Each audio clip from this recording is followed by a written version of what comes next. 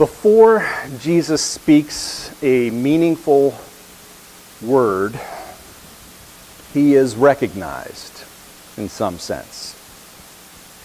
He's hidden among the crowds, and yet somehow he is revealed, exposed. Can anything good, however, come out of Nazareth? That's the classic retort, right? That's the quintessential burn, right? That's the slogan by which we categorize and compartmentalize and keep the various classes of society organized, relatively speaking, to us. Nazareth, according to archaeologists, used to be a town of no more than 500 people. And although today it numbers over 75,000, it's pretty much been stereotyped as a podunk sort of place, a backwater, trailer trash kind of place. And when I say kind of place, you know what I'm talking about, right? There are places in the world that we've always wanted to see. Some of you have seen them recently. Right? There are places like Naples, Italy, always wanted to go there. Paris, France, Edinburgh, Scotland, Buenos Aires, Brazil, Honolulu, Hawaii, Jerusalem, Johannesburg. If it's possible, if we can afford it, we would even take off work to go to these places, and they would be a place of great sightseeing and adventure. They are locales of destination. We arrive there and we stay. In contrast to these glittering metropolitan venues, we also have places to stop and use the restroom. Right? We have places to get a quick bite to eat, maybe a stale hot dog from the gas station. Places, perhaps, that seem quaint, but you wouldn't want to live there. Unless, of course, you do live there.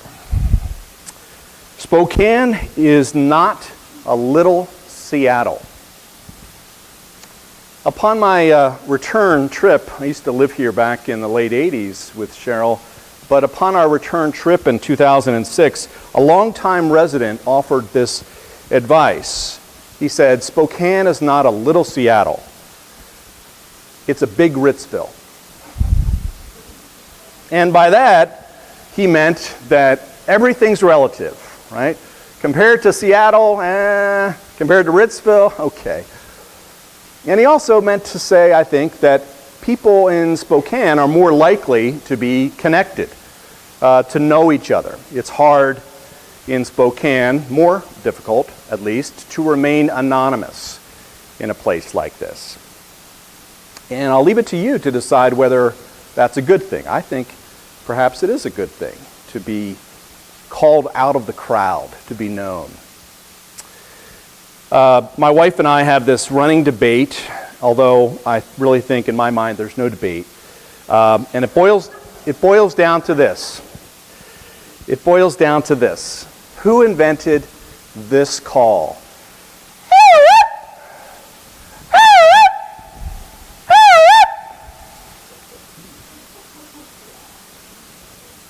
Now, you see, I've told her 1,000 times, I remember the very day that I stood outside on the lonely streets of Glenolden, Pennsylvania, where I was raised, on Scott Avenue, by the way.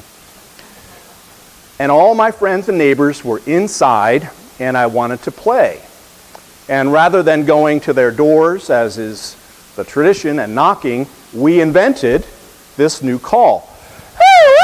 And pretty soon, Keith and Sharon and Rick and Susan, they'd all come running outside and they'd all return the call. Now, we invented that call, and as you well know, the phenomenon then spread west, right? It always goes east to west, and eventually it did arrive in Fort Wayne, Indiana, Springfield Avenue. Now, Cheryl disagrees. She says, you know, what? Yeah, she's older than me, so it really originated there. in Fort Wayne, and then it kind of migrated to the east and the west, I guess. I don't know. But the beat goes on, as Sonny and Cher used to say, right? Everybody has a legend from their place of origin. Legends. Small town gossip. And I think if we're not familiar, or if we don't stay tuned in or grounded to those small town legends, we might miss why they're so compelling. The point of Jesus and his family coming from Nazareth is that Jesus didn't stay in Nazareth. The point is that he spent the majority of his time, right, the first 30 years of his life, knowing other people intimately and being known by them. Seeing other people every day and being seen by them.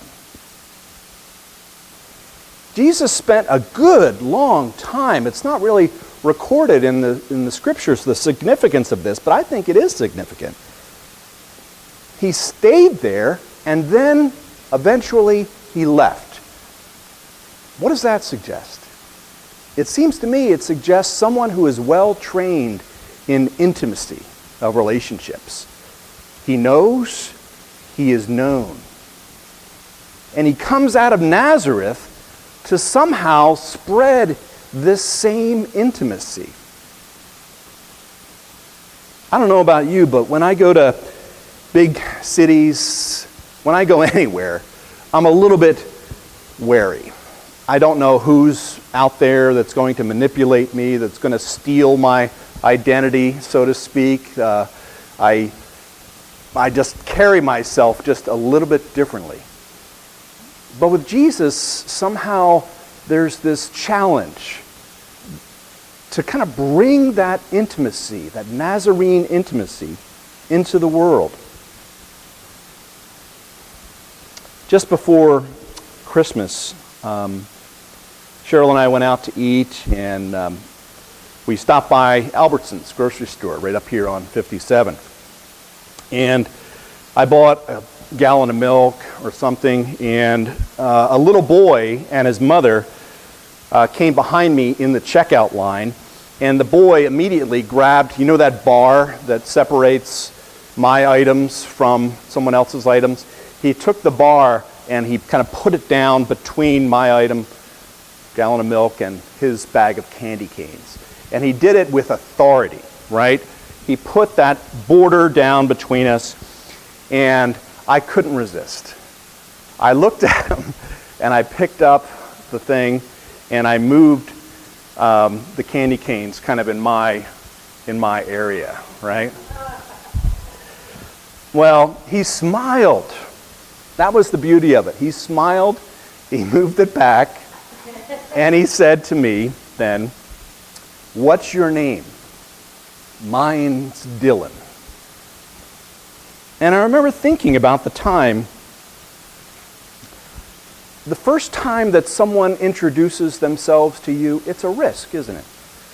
The first time that someone kind of breaks through or crosses over that boundary, it can be a precarious moment. But this child saw my teasing and saw kind of the open door, and he walked right through, and he made for this moment of intimacy. "What's your name?" "Mine's Dylan." It makes me think about the difference between crossing a border and violating one. Do you see the difference? There is a difference between saying to someone, "May I talk with you? May I engage with you?" Maybe not explicitly or implicitly, but somehow making yourself vulnerable to the world and saying, "This is what it means to be a human being, to be in authentic relationship." Not to posture yourself as the stranger, the adult, but to somehow be in relationship in ways that are fruitful and compelling. Can anything good come out of Nazareth? Originally, I'm convinced that Nathanael was simply venting his frustration. Right? He's saying, can anything good come out of Nazareth?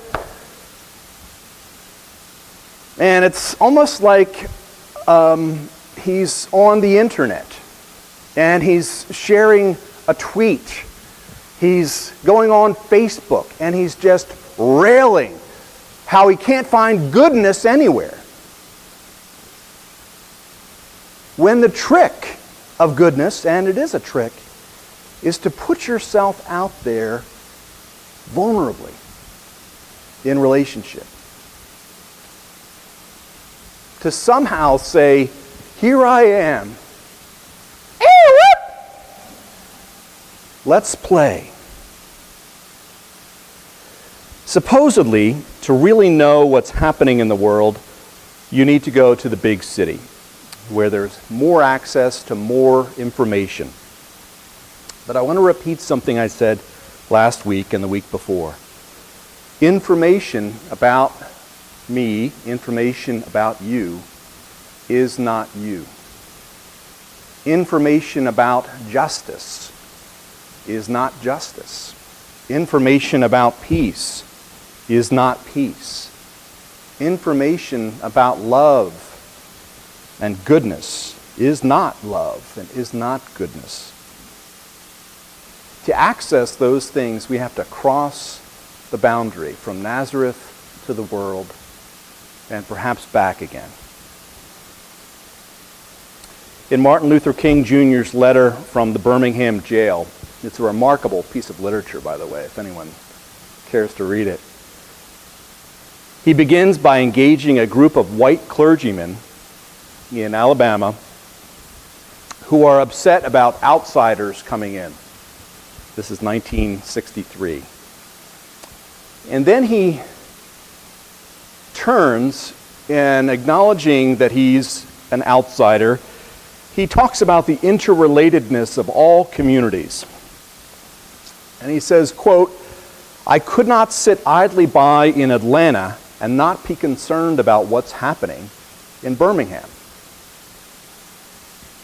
And it's just a remarkable correspondence. And he goes on to quote the Jewish philosopher Martin Buber, who said, segregation substitutes an I-it relationship for an I-thou relationship. And I wonder if what Nathanael says to Philip isn't following that pattern in reverse. It's taking the I-it and making it an I-thou. You want to know what goodness is? Come and see. Come and see. Come and stand in relationship with this person from Nazareth. Could he be the Son of the living God? Come and see.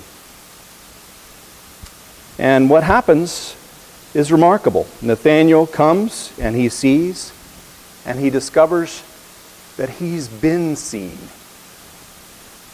Before Philip called you, I saw you under the fig tree. And the rest is gospel history. Amen.